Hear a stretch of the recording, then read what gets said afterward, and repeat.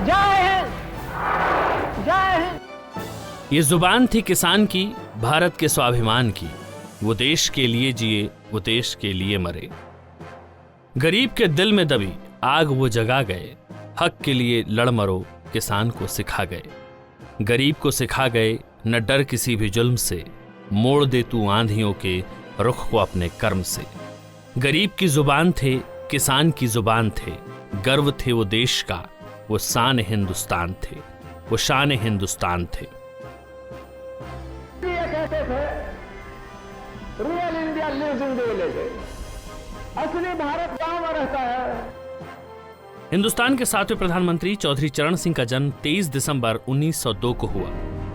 गाजियाबाद के पास नूरपुर गांव में जन्मे चौधरी साहब को बचपन से ही पिता के नैतिक मूल्यों का साथ मिला।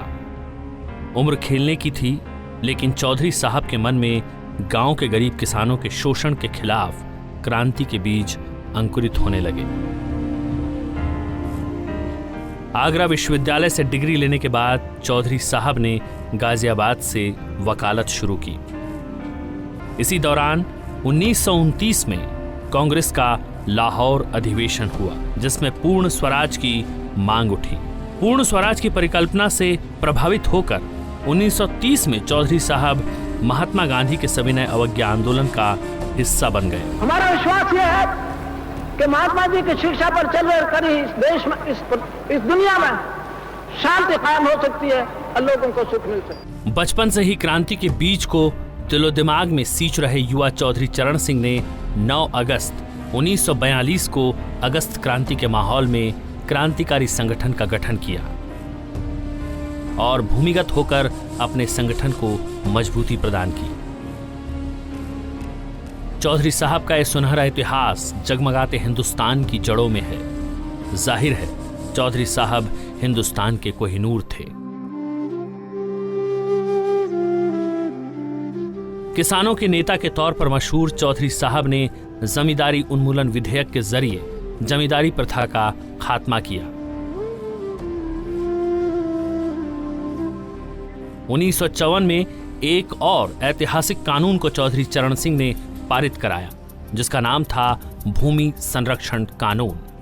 चौधरी साहब पहली बार 3 अप्रैल 1967 से 25 फरवरी 1968 तक और दूसरी बार 17 फरवरी 1970 से 29 सितंबर 1970 तक उत्तर प्रदेश के मुख्यमंत्री रहे। राज्य की राजनीति से कदम आगे बढ़े तो उन्हें केंद्र में गृह मंत्री बनाया गया। इसी दौरान उन्होंने मंडल आयोग की स्थापना की। अपने पुरुषार्थ के बल पर हर संकट पर विजय पाने वाले चौधरी चरण सिंह को 28 जुलाई 1979 से 14 जनवरी 1980 तक देश के प्रधानमंत्री पद पर आसीन होने का गौरव हासिल हुआ। सच्ची श्रद्धा और निष्ठा रखूंगा।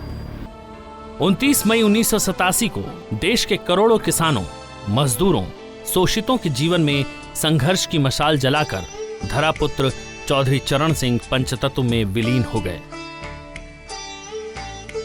आज चौधरी चरण सिंह हमारे बीच नहीं है, लेकिन उनके आदर्श, उनकी नीतियां, उनकी दूरदृष्टि करोड़ों हिंदुस्तानियों के जीवन में बदलाव ला रही है। गरीबों और किसानों के हुकूक की बात करने वाले इस महान देशभक्त के लिए हिंदुस्तान के दिल में तो जगह है, लेकिन सत्ता नशीनों का दिल बहुत तंग है। उनकी कर्मभूमि रहे दिल्ली के 12 तुगलक रोड के बंगले को उनका मेमोरियल बनाने की मांग जोरों पर है।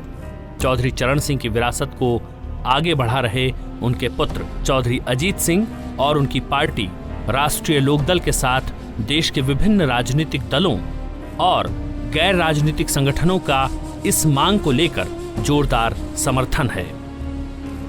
वर्तमान सरकार न जाने क्यों करोड़ों लोगों की उम्मीदों को परवान नहीं चढ़ने दे रही है।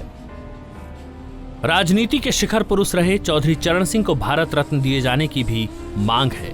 न तो ये मांग पहली है और न ही कोई ऐसा फैसला है जिसे सरकार को पहली बार लेना है।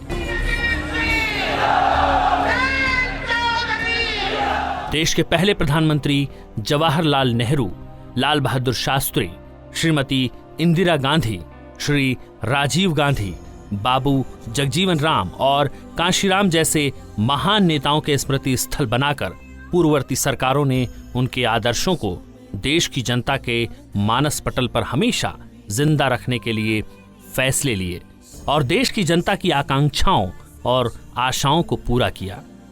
इतना ही नहीं, दिल्ली के लुटियन जोन में 45 ट्रस्टों को भी जगह मिली है। नई दिल्ली के लुटियन जोन में संविधान रचयिता और दलित नेता भीमराव अंबेडकर का मेमोरियल बनाने, जिसमें इंटरनेशनल कन्वेंशन सेंटर, म्यूजियम और लाइब्रेरी बनाने का प्रस्ताव है, उसके लिए हाल ही में भाजपा सरकार ने 200 करोड़ के बजट को मंजूरी दी है। और तो और महाराष्ट्र में बाला साहब ठाकरे के लिए नवगठित भाजपा सरकार ने स्मारक बनाने के लिए कहा है। फिर चौधरी चरण सिंह जैसे महानायक के लिए मेमोरियल बनाने में इतनी दिक्कतें क्यों? ये बड़ा सवाल है जिसका जवाब आज हर हिंदुस्तानी चाह रहा है।